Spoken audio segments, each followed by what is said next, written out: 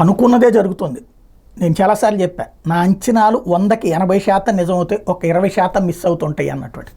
ఇప్పుడు అదే నేను ఎప్పుడో చెప్పా. ఈవెన్ ఎలక్షన్స్కి ముందే మద్యం పాలసీ గురించి వీళ్ళు మాట్లాడుతున్నది చూస్తుంటే, మద్యం ఫ్రీ మందు షాపులు, ఇంతకుముందుకు మళ్ళీ బెల్ట్ షాపులు, పర్మిట్ రూములు తేబోతున్నారు. అదే సందర్భంలో ప్రైవేట్కి మద్యం దుకాణాలు ఇచ్చేస్తారు. ఎందుకంటే జగనేమో నాయకులు తిననివ్వలేదు, ఇప్పుడు నాయకులు తినాలంటే, అట్లా కార్యకర్తలు తినాలంటే ఈ పని జరగబోతుంది అన్నటువంటి. అట్లాగే ఎలక్షన్స్ అయ్యాక విధానాన్ని చూస్తున్నప్పుడు కూడా అదే అనుకున్నది. మొన్న కమిటీ వేసినప్పుడు కూడా నేను ప్రస్తావించాను, ఆ వీడియోలు ఫాలో అయ్యే వాళ్ళందరికీ తెలుసు. చివరికి అదే జరిగింది. మద్యాన్ని మళ్ళీ ప్రైవేటు పరం చేయబోతున్నారు. ఇది మనం చెప్పట్లేదు, ఈనాడు, ఆంధ్రజ్యోతి రాసుకొచ్చినాయి. ఆంధ్రజ్యోతి అయితే దాన్ని చాలా బాధ్యతాయుతమైనటువంటి కోణంలో రాసుకొచ్చింది. ఏమన్నాయి అంటే, సర్కారీ షాపుల గుడ్ బై, కొత్త పాలసీలో పూర్తిగా ప్రైవేట్ మద్యం దుకాణాలే, 6 రాష్ట్రాలను పాలసీల మీద అధ్యయనం, ప్రభుత్వానికి ఎక్సైజ్ అధికారుల నివేదికలు, తెలంగాణ పాలసీకి ప్రభుత్వ వర్గాల ముగ్గు, దరఖాస్తు ఫీజు 2 లక్షలుగా నిర్ణయం, దుకాణాలకు ఆన్లైన్లో లాటరీ ప్రక్రియ, 2000 కోట్ల ఆదాయం రావచ్చని అంచనా. ఇక్కడ అసలు కన్ఫ్యూజన్. జగన్ హయాంలో అన్ని ప్రభుత్వ మద్యం దుకాణాలే.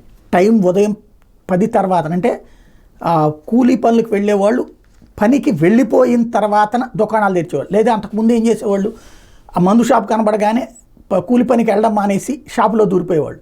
ఆ పరిస్థితి నుంచి విముక్తి తీసుకొచ్చాడు. అదే సందర్భంలో ప్రభుత్వ మద్యం దుకాణాలే కాబట్టి అక్రమ మద్యానికి అవకాశం లేకపోయింది. బెల్ట్ షాపులు, పర్మిట్ రూములు ఇట్లాంటివి లేకపోవడంతో ఎక్కడ పడితే అక్కడ తాగడానికి అవకాశం లేకుండా పోయింది. వాస్తవంగా తాగుబోతులే జగన్ ప్రభుత్వాన్ని దించేశారు. అందుకనినే ఇప్పుడు తీసుకొచ్చి మద్యం మళ్ళీ విచ్చలవిడిగా ఇవ్వడానికి అనుమతిస్తున్నట్టున్నారు. తాజాగా మద్యానికి సంబంధించి కీలకమైనటువంటిది ప్రైవేటు మద్యం దుకాణాలు కాకుండా ఇక్కడ జగన్ హయాంలో 25,000 కోట్ల రూపాయల ఆదాయం వచ్చింది ఏడాది. ఇప్పుడు 2,000 కోట్ల రూపాయలు అంటున్నారు. ఇది కన్ఫ్యూజన్. 2,000 కోట్ల ఆదాయం ఏంటి? ఈవెన్ ఇంతకుముందు చంద్రబాబు గారి టైంలో కూడా 7,500 కోట్ల రూపాయల దాకా ఆదాయం వచ్చింది. అది జగన్ రేట్లు పెంచడం వల్ల కావచ్చు, ఇతరత్ర కావచ్చు, 25,000 కోట్ల ఆదాయం వచ్చింది. అంటే రాష్ట్ర ప్రభుత్వానికి అతిపెద్ద బడ్జెట్ అది. అది 2,000 కోట్లకు తెచ్చేయడం అంటే 23,000 కోట్ల రూపాయలు వేరే వాళ్ళ చేతుల్లోకి వెళ్ళిపోతుంది, మధ్య దళారీల చేతుల్లోకి.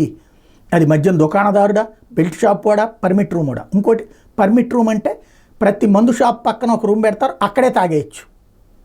ఇది ఈ విధానం కరెక్టేనా అంటే, తాగే ప్రతి ఒక్కడికి హ్యాపీ, కరెక్ట్. అదే సందర్భంలో సమాజానికి మంచిదా?